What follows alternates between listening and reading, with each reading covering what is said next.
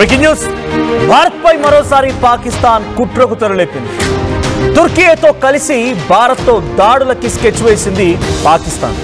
ఢిల్లీ పేలుళ్ల సూత్రధారికి టర్కీయే పాకిస్తాన్ తో లింకులు ఉన్నాయంట. సో ఇక్కడ సూత్రధారి ఎవరు? ఉమర్ నబీ. ఆయనకి ఇక్కడ టర్కీ అండ్ పాకిస్తాన్ తో లింకులు ఉన్నాయంట. టర్కీ మాడ్యూల్స్ తో కలిసి మౌల్వీ ఇర్ఫాన్ కుట్ర చేశారు.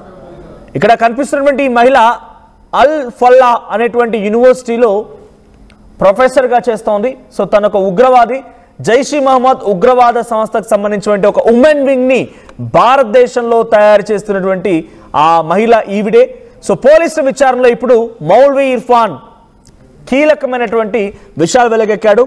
సో దాంట్లో పోలీసుల విచారణలో చెప్పిన మాటల్లో డాక్టర్ షాహీన్ అనేక విషయాలు వెల్లడించింది. సో షాహీన్ దగ్గర మరో కార్ కూడా ఉన్నట్టుగా దర్యాప్తు బృందాలు గుర్తించాయి. పాకిస్తాన్ అండ్ టర్కీ రెండూ కలిసి భారత్ పై కుట్రలు చేస్తున్నాయి. దీంట్లో అక్కడ కనిపించినటువంటి మౌల్వీ ఇర్ఫాన్ అహ్మద్ అనేటువంటి ఈ వ్యక్తి టర్కీ అండ్ పాకిస్తాన్తో లింకులు ఉన్నాయంట. సో ఇప్పుడు వీడిని అరెస్ట్ చేశారు పోలీసులు. అరెస్ట్ చేసి విచారిస్తే అసలు విషయం బయటపడింది. సో చాలా కీలకమైన విషయాలను బయటపెట్టాడు. దాంట్లో ఉమర్ నబీ అనేటువంటి వాడు చనిపోయాడు. ఇక్కడ సయ్యద్ అహ్మద్ మొహియుద్దీన్ వీడేమో డైరెక్ట్గా హైదరాబాద్కు సంబంధించినటువంటి ఒక వ్యక్తి, వాడు డైరెక్ట్గా రెసిన్ పాయిజన్ ని తయారు చేయడం. అటు షాహీద్ అనేటువంటి ఆ ఉగ్రవాదేమో డైరెక్ట్గా ఒక ఉమెన్ వింగ్ ని తయారు చేయడం. ఇలా ఎవరి వంతుగా వాళ్ళు ప్రయత్నం చేసి భారత్లో అలజడి సృష్టించాలి, భారత్లో ఒక ఆందోళన గురి చేయాలి, భారతీయులని ఆందోళన బాట పట్టించాలి, భారతీయుల్ని భయభ్రాంత గురి చేయాలని ఒక దుర్మార్గమైనటువంటి ఆలోచన కనిపిస్తోంది. సో ఇక్కడ ఒక్కసారిగా ఢిల్లీ రెడ్ ఫోర్ట్ ప్రాంతం దగ్గర, మెట్రో స్టేషన్ దగ్గర పార్కింగ్ స్పాట్లో ఆ బాంబ్ బ్లాస్ట్ జరిగిన తర్వాత అక్కడ లోపల సిచ్యువేషన్, అక్కడ షాపింగ్ కాంప్లెక్స్లు, ఇతరత్ర చిన్న చిన్న షాపింగ్ సముదాయాలు ఉన్నటువంటి ప్రాంతంలో ఒక్కసారిగా ప్రజలు ఏ రకంగా భయపడిపోయారో, ఆందోళన గురయ్యారు, పరుగులు తీసారా, విజువల్స్ చూస్తున్నాం మనం. సో ఇది కరెంట్ సినారియో. సో అక్కడ నలుగురు ఫోటోలు ఇందాక మీకు చూపించిన దాంట్లో ఒకరేమో అల్ ఫల్లా యూనివర్సిటీకి సంబంధించినటువంటి ప్రొఫెసర్ అండ్ రైట్ సైడ్లో మీకు కనిపిస్తోంది. ఆ ముగ్గురు కూడా ఇప్పుడు ఫరీదాబాద్లో బాంబ్ బ్లాస్ట్లో పట్టుబడ్డ వ్యక్తులు. అండ్ ఇక్కడ మౌల్వీ ఇర్ఫాన్ అహ్మద్ వీడు కూడా ఫరీదాబాద్లో ఆ బాంబులకు సంబంధించి అమోనియం నైట్రేట్ పేలుడు పదార్థాన్ని తరలిస్తున్న దాంట్లో పట్టుబడ్డ వ్యక్తి. అండ్ ఉమర్ నబీ ఈ కార్ బ్లాస్ట్కి కారణమైనటువంటి ఒక వ్యక్తి, ఆత్మాహుతి మానవ బాంబుగా మారిపోయి ఈరోజు బ్లాస్ట్ కారణమైన వ్యక్తి ఉమర్ నబీ. అండ్ మొహియుద్దీన్ హైదరాబాద్ కేంద్రంగా రెజిన్ అనేటువంటి ఒక పాయిజన్ ని తయారు చేసి ఈ యొక్క దుర్మార్గాలకు పాల్పడేది. So one thing is clear, Pakistan operation Sindoor తర్వాత కుదేలైపోయింది. కనీసం అడుగు వేయలేని పరిస్థితి. కనీసం వారికి అక్కడ తాగడానికి నీళ్ళు లేవు, పంటలు పండించుకోవడానికి నీళ్ళు లేవు, డబ్బులు లేవు, ఏమీ లేవు. అంతర్గతంగా బలూచిస్తాన్ వేర్పాటువాదం నుంచి అటాక్స్, సింధు ప్రావిన్స్ నుంచి అటాక్స్, ఒక రకంగా అంతర్యుద్ధం మొదలైంది. ఇదే క్షణంలో వారికి ఒక దైవంగా మారిపోయాడు డొనాల్డ్ ట్రంప్.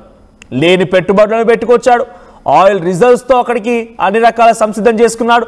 ఆ తర్వాత ఇంటర్నేషనల్ మానిటరీ ఫండ్ నుంచి కొన్ని కోట్ల రూపాయలని పాకిస్తాన్కి సహాయం రూపంలో అందించి మళ్ళీ ఈ ఉగ్రవాదాన్ని పెంచే విధంగా పాకిస్తాన్కి అన్ని రకాల సహాయ సహకారాలు అందించాడు.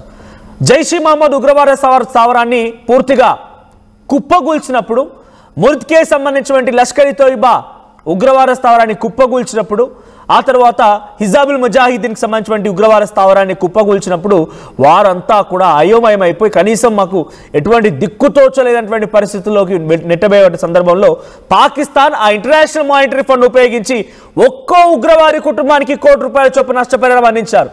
ఒక్కో ఉగ్రవారికి ₹1 చొప్పున నష్టపరిహారం అందించి ఆ ఉగ్రవాద స్థావరాలు ఎక్కడైతే కూలిపోయాయో వాటిని మళ్ళీ పునరుద్ధరిస్తామని చెప్పి అన్ని రకాల సహాయ సహకారం అందించారు. జైషీ మహమ్మద్ ఉగ్రవాద సంస్థ స్థావరంలో మీరు నమ్మరు, ఒక స్కూల్, ఒక కాలేజ్, ఒక యూనివర్సిటీలో ఎటువంటి ఫెసిలిటీస్ అయితే ఉండాలో ఆ ఉగ్రవాద స్థావరాలు అటువంటి ఫెసిలిటీస్ ఉన్నాయి. లగ్జూరియస్ జిమ్లు ఉన్నాయి, అక్కడ స్విమ్మింగ్ పూల్స్ ఉన్నాయి, చాలా అద్భుతంగా నిర్మించినటువంటి కట్టడం అదంతా కూడా.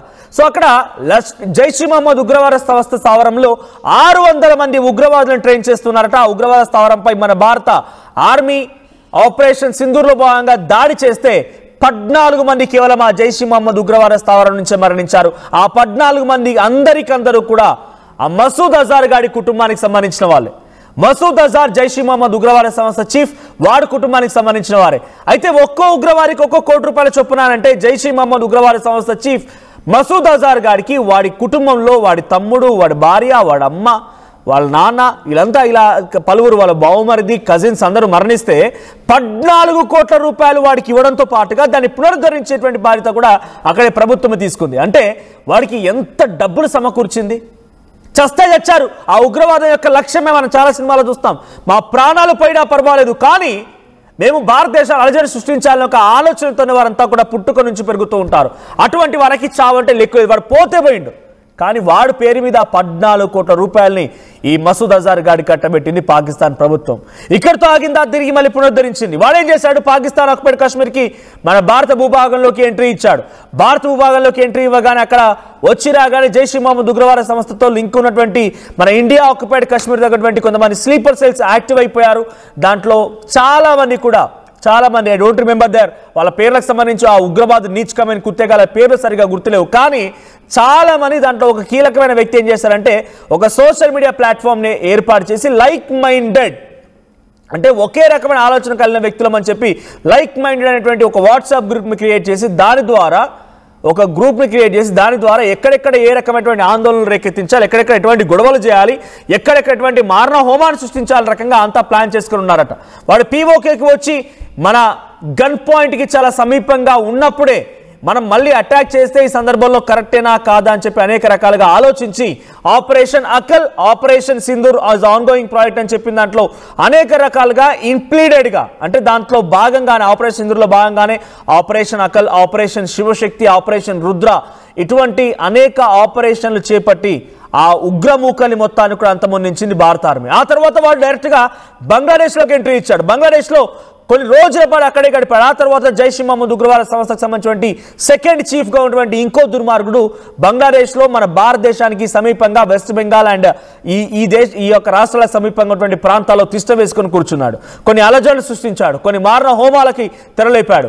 ఈ రకంగా జరిగినటువంటి ఈ పరిణామాలు మొత్తం జరుగుతూ ఉండగానే ఇప్పుడు ఢిల్లీలో ఒక బాంబ్ బ్లాస్ట్, హైదరాబాద్లో కుట్రలు, ఫరీదాబాద్లో ఒక యూనివర్సిటీ వేదికగా అనేక రకాల ప్లాన్లు, ఎత్తుగడలు, ఎజెండాలు, ఇలా ఒకటి కాదు రెండు కాదు ఇంటర్లింక్ చేస్తూ వెళ్తూ ఉంటే చాలా అనేకమైన విషయాలు మనకు బయటపడుతూ ఉన్నాయి. ఇప్పుడు డెఫినెట్గా మీరు అవునన్నా కాదన్నా స్లీపర్ సెల్స్ మళ్ళీ యాక్టివ్ అయ్యారు. ఈ బాంబ్ బ్లాస్ట్తో వాళ్ళు ఒక నమ్మకం ఏర్పడింది. ఎస్, మేము చేయగలుగుతాము, మేము ఏదో ఒక రకంగా భారత ప్రజల్ని ఇబ్బంది గురి చేయగలుగుతాము, ఆందోళన గురి చేయగలుగుతాము, అలజడి సృష్టించగలుగుతాము, మళ్ళీ మా యొక్క ఉనికిని చాటుకోగలుగుతాము అనే రకంగా వాళ్ళు మళ్ళీ సిద్ధమయ్యారు. దీంతో మరింతగా వాళ్ళకి ఒక ఉత్సాహం, డెఫినెట్గా వాళ్ళకి ఒక అనుకోనిది జరిగింది కాబట్టి డెఫినెట్గా వాళ్ళకు ఒక యాక్టివ్నెస్ వచ్చింది. ప్రతి సందర్భంలో కూడా నేను మీకు చెప్తూనే వచ్చాను, ఇటువంటి బాంబు దాడులు జరుగుతున్న సమయంలో భారతదేశ వ్యాప్తంగా స్లీపర్ సెల్స్ ఉన్నారు, గమనించండి గమనించండి గమనించండి అని చెప్పి. ఎలా గుర్తుపట్టడం? మరి మీకు ఎటువంటి గుర్తులు, ఎటువంటి బయటికి కనిపించే విధంగా వాళ్ళ ఆనవాళ్ళు ఏమీ ఉండవు. ఇక్కడ కనిపించినటువంటి ఈ మహిళ, నా పక్కనే ఫోటోలో కనిపిస్తున్న ఈ మహిళ, తను అల్ఫల్హా అనేటువంటి యూనివర్సిటీలో ఒక ప్రొఫెసర్, అసిస్టెంట్ ప్రొఫెసర్గా పనిచేస్తోంది. అక్కడ విద్యార్థులకు పాఠాలు చెప్తుంది అనుకున్నాం, కానీ ఈ ఉగ్రవాద పాఠాలు మనం అనుకోలేదు కదా. జైష్ ఈ మహమ్మద్ ఉగ్రవాద సంస్థకు సంబంధించి ఒక ఉమెన్ వింగ్ని ఏర్పాటు చేయాలనుకుందట ఈ మహిళ. సో అందుకే మనం ఏం చెప్తున్నామంటే, మీకు ఎవరిపై అనుమానం కనుక కలిగితే వాళ్ళ కదలికల్లో, వాళ్ళ మూమెంట్స్లో, వాళ్ళ మాటల్లో, వాళ్ళ యొక్క సోషల్ మీడియా అకౌంట్స్లో చాలా మందికి వెరీ గ్రౌండ్ టు ఎర్త్ మేము సోషల్ మీడియాని వాడమని అంటూ ఉంటారు. ఎస్, వాళ్ళు కూడా అనుమానించండి, మేము సోషల్ మీడియా వాడము, మేము చాలా శుద్ధపూసలం, నీతిమంతులం కూడా వాళ్ళని కూడా అనుమానించండి. మీకు అందరికీ తెలిసి ఉంటుంది, ఇప్పుడు చాలా మంది కనిపించిన దాంట్లో మొహియుద్దీన్, ఉమర్ నబీ, తర్వాత షాహీన్, మౌల్వీ, వీళ్ళందరూ కూడా సో ఒక పర్టికులర్ రిలీజియన్కి సంబంధించిన వారు. దాంట్లో కొంతమంది మాత్రమే ఇటువంటి విధంగా ఆకర్షితులైపోయి వాళ్ళ దగ్గర నుంచి ఏదో రకమైనటువంటి ఒక డబ్బులా లేకపోతే ఏదో ఒక రకమైన సహాయం తీసుకొని పాకిస్తాన్కి, టర్కీకి సపోర్ట్ చేస్తున్నారట. ఇప్పుడు రెండు దేశాలు కలిసి ఇటువంటి ఉగ్రవాదులని పెంచి పోషిస్తూ వాళ్ళని స్లీపర్ సెల్స్గా మార్చి అలజడి సృష్టిస్తూ వాళ్ళ టెక్నికల్ నాలెడ్జ్ని, వాళ్ళకున్నటువంటి ఎక్విప్మెంట్ని పంపించి ఇక్కడ ఆందోళన గురి చేసే విధంగా బాంబ్ బ్లాస్ట్లకు తెరలేపుతున్నారు. హైదరాబాద్ వ్యాప్తంగా కూడా అలర్ట్స్ ఉన్నాయి. హైదరాబాద్లో కూడా హై డెన్సిటీ పాపులేషన్ ఏరియా, ప్రతి దాంట్లో అది వెస్ట్ బెంగాల్, కోల్కతా అయినా, ఫరీదాబాద్ అయినా, ఢిల్లీ అయినా, ముంబై అయినా, హైదరాబాద్ అయినా, ఎక్కడైతే తక్కువ ప్లేస్లో ఎక్కువ మంది నివసిస్తూ ఉంటారో ఆ ప్రాంతంలో బ్లాస్ట్ జరిగితే ఎక్కువ మరణాలు సంభవిస్తాయి. కాబట్టి అటువంటి ఏరియాసే వీళ్ళ టార్గెట్. సో తెలుగు రాష్ట్రాల్లో కూడా అలర్ట్స్ కొనసాగుతున్నాయి. సో తస్మాత్ జాగ్రత్త. మీ దృష్టిలో ఎవడైనా అనుమానితుడిగా కనబడితే వాడిని ఒక కంట కనిపెట్టండి, పోలీసులకు సమాచారం ఇవ్వండి.